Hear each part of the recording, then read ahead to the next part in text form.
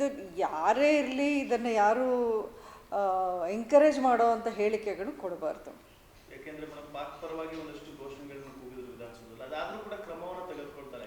ಅದನ್ನೇ ನಾನು ಹೇಳ್ತಾ ಇರೋದು. ಈ ರೀತಿ ಒಂದು ಮೈಂಡ್ಸೆಟ್ ಇರೋರಿಗೆ ಅಥವಾ ಅವ್ರನ್ನ ಎಂಕರೇಜ್ ಮಾಡೋ ರೀತಿಯಲ್ಲಿ ನಾವು ಮಾತಾಡುವಾಗ ಅವ್ರಿಗೂ ಇದನ್ನು ಸುಲಭವಾಗಿ ನಾವು ಮಾಡ್ಕೊಂಡು ಹೋಗ್ಬೋದು ಅನ್ನೋವಂಥ ಒಂದು ರಾಂಗ್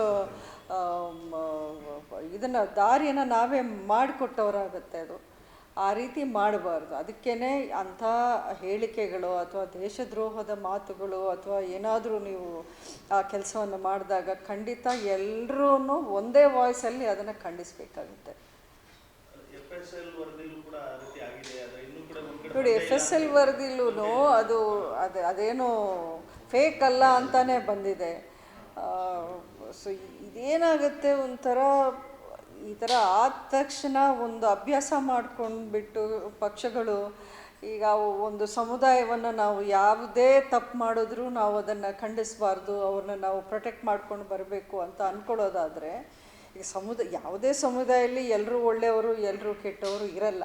ಬಟ್ ಆದ್ರೂ ಯಾರೇ ತಪ್ಪು ಮಾಡಿದ್ರೂ ಅದು ಯಾವುದೇ ಪಕ್ಷದ ಒಂದು ಸಪೋರ್ಟರ್ಸ್ ಇರ್ಬೋದು, ಯಾರೇ ಇರಲಿ, ಇಂಥ ತಪ್ಪು ಮಾಡಿದಾಗ ಅದನ್ನು ಶಿಕ್ಷಿಸಲೇಬೇಕು. ಯಾರು ಅದನ್ನು ಡಿಫೆಂಡ್ ಮಾಡೋ ಒಂದು ಕೆಲಸ ಮಾಡಬಾರ್ದು. ಒಬ್ಬರನ್ನ ಪ್ರೊಟೆಕ್ಟ್ ಮಾಡ್ಕೊಳ್ಳೋ ಉದ್ದೇಶದಿಂದಾಗಿ ಮಾಧ್ಯಮಗಳ ಮೇಲೆ ಗೋಗಕ್ಕೆ ಪ್ರಯತ್ನ ಮಾಡೋದು, ಅವರೇ ಸ್ವತಃ ಪೋಸ್ಟ್ಗಳನ್ನು ಹಾಕಿ ಇದು ಎಡಿಟೆಡ್ ಅಂತೇಳಿ ಬಿಂಬಿಸಕ್ಕೆ ಪ್ರಯತ್ನ ಪಡೋದು ಸಚಿವರು ಸಹ.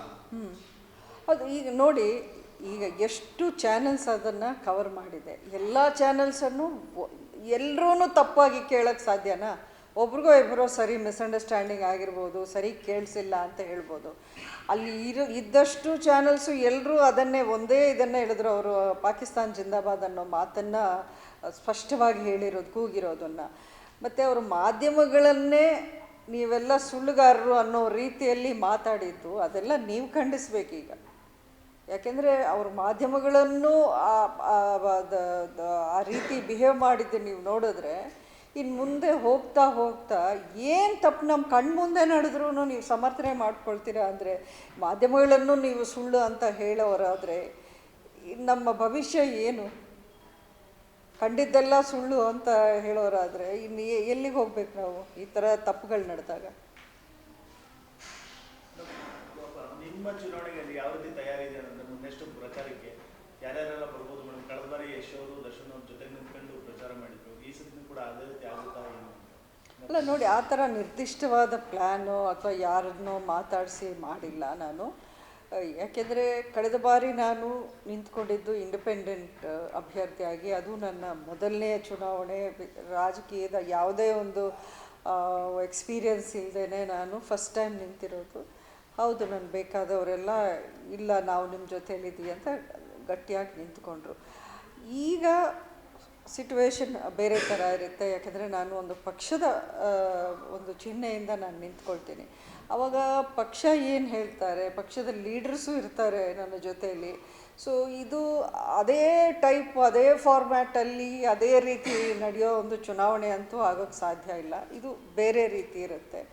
ಸೊ ಮಾಡೋ ಒಂದು ಕ್ಯಾಂಪೇನ್ ಇರಲಿ, ಪ್ರಚಾರ ಇರಲಿ, ಆ ಹೋರಾಟ ಇರಲಿ, ಇದು ಸ್ವಲ್ಪ ಡಿಫ್ರೆಂಟ್ ಆಗಿರುತ್ತೆ. ಅಲ್ಲ, ಬಂದರೆ ಖಂಡಿತ ಬಲನೇ ಇರುತ್ತೆ. ನಮ್ಮ ಜೊತೆಯಲ್ಲಿ ಆವಾಗ ಯಾರಿದ್ರೋ ಈಗಲೂ ಎಲ್ಲರೂ ನಮ್ಮ ಜೊತೆಯಲ್ಲೇ ಇದ್ದಾರೆ, ಎಲ್ಲರೂ ಸಪೋರ್ಟಿವ್ ಆಗೇ ಇದ್ದಾರೆ. ಬಟ್ ಆವಾಗ ಅವ್ರು ಮಾಡಿದ್ದು ನಿಜಕ್ಕೂ ನಾನು ಹೇಳಬೇಕು ಅಂದರೆ ಅದರ ಹೆಸರು ಬರೀ ಸಪೋರ್ಟ್ ಅಲ್ಲ, ಅದು ಅವರು ತ್ಯಾಗ ಮಾಡಿದ್ದು ನನಗೋಸ್ಕರ. 20-25 ದಿವಸ ಇಬ್ಬರು ನಮ್ಮ ಕರ್ನಾಟಕ ರಾಜ್ಯ ಅಥವಾ ದಕ್ಷಿಣ ಭಾರತದ ದೊಡ್ಡ ಸೂಪರ್ ಸ್ಟಾರ್ಸು. ಇತಿಹಾಸದಲ್ಲೇ ನಿಮಗೆ ಪ್ರಪಂಚದಲ್ಲೆಲ್ಲೂ ಆ ರೀತಿ ಒಬ್ಬರ ಪರ ನಿಂತ್ಕೊಂಡು ಯಾವುದೇ ಅವರ ಸ್ವಾರ್ಥ ಇಲ್ಲದೇ ಯಾವುದೂ ಎದುರು ನೋಡದೆ ಅವ್ರು ನನ್ನ ಪರ ನಿಂತಿದ್ರಲ್ಲ, ಅದೇ ಒಂದು ಇತಿಹಾಸ, ಅದೇ ಒಂದು ದೊಡ್ಡ ಸಾಹಸ ಅವ್ರು ಮಾಡಿದ್ದು. ಏನನ್ನೂ ಲೆಕ್ಕಿಸದೇನೆ ಅವರು ನನ್ನ ಜೊತೆಯಲ್ಲಿ ನಿಂತಿದ್ದು. ಅನುಕ್ಷಣದ ಸುದ್ದಿಗಳಿಗಾಗಿ ವಿಸ್ತಾರ ನ್ಯೂಸ್ ಯೂಟ್ಯೂಬ್ ಚಾನೆಲ್ ಸಬ್ಸ್ಕ್ರೈಬ್ ಮಾಡಿ. ಹೊಸ ಸುದ್ದಿಗಳ ನೋಟಿಫಿಕೇಶನ್ಗಾಗಿ ಬೆಲ್ ಐಕಾನ್ ಕ್ಲಿಕ್ ಮಾಡಿ. ಲೇಟೆಸ್ಟ್ ಅಪ್ಡೇಟ್ಸ್ಗಾಗಿ www.vistaranews.com ವೆಬ್ಸೈಟ್ಗೆ ವಿಸಿಟ್ ಮಾಡಿ. ಅಂಗೈಯಲ್ಲೇ ಜಗತ್ತಿನ ಸುದ್ದಿ ತಿಳಿಯಲು ವಿಸ್ತಾರ ನ್ಯೂಸ್ ಕನ್ನಡ ಆಪ್ ಡೌನ್ಲೋಡ್ ಮಾಡಿ.